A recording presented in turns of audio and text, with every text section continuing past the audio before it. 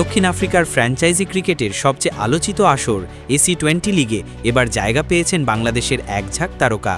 সাকিব আল হাসান, মুস্তাফিজুর রহমান থেকে শুরু করে লিটন দাস কিংবা তরুণ তানজিদ হাসান তামিমও আছেন তালিকায়। কিন্তু চমক হলো, বাদ পড়েছেন অভিজ্ঞ ক্রিকেটার মাহমুদুল্লাহ রিয়াদ। একসময় যিনি বাংলাদেশের T20 ক্রিকেটের নির্ভরতার আরেক নাম ছিলেন, আজ তিনি নেই নিলামের তালিকায়। এই সিদ্ধান্ত হয়তো কষ্ট দেবে অনেক ভক্তকে, কিন্তু নতুন প্রজন্মের জন্য এটা বিশাল সুযোগ। আগামী 9 সেপ্টেম্বর বসবে নিলাম, যেখানে উঠবেন মোট 551 জন ক্রিকেটার। এর মধ্যে 241 জন বিদেশি খেলোয়াড় আর বাংলাদেশ থেকে থাকছেন 14 জন। দলগুলো এবার বিদেশি কোটায় নিতে পারবে মাত্র 25 জন ক্রিকেটার, অর্থাৎ প্রতিযোগিতা হবে তীব্র।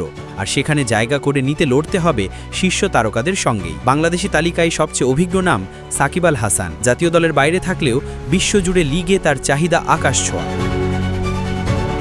তার পাশে আছেন কাটার মাস্টার মুস্তাফিজুর রহমান, যিনি IPL-এ দারুণ ছন্দে থাকার কারণে ফ্র্যাঞ্চাইজিগুলোর নজরে আছেন। অভিজ্ঞতার পাশাপাশি এবার আলোচনায় তরুণরা, যেমন তানজিদ হাসান তামিম, যিনি ওপেনিংয়ে ঝড় তোলার সামর্থ্য রাখেন। আছেন তানজিম হাসান সাকিব, যিনি পেস আক্রমণে এনে দিয়েছেন নতুন মাত্রা। ব্যাট হাতে ধারাবাহিকতায় দারুণ ছন্দে আছেন তাওহিদ হৃদয়, আর ফিনিশার হিসেবে সুযোগ পাচ্ছেন শামীম হোসেন। বোলিং বিভাগে থাকছেন শরীফুল ইসলাম, নাহিদ রানা, হাসান মাহমুদ, যারা প্রত্যেকেই সাম্প্রতিক সময়ে আন্তর্জাতিক মঞ্চেই নিজেদের সামর্থ্য প্রমাণ করেছেন। পাশাপাশি স্পিন আক্রমণে ভরসা হতে পারেন শেখ মেহেদী হাসান মিরাজ এবং অভিজ্ঞ তাইজুল ইসলাম।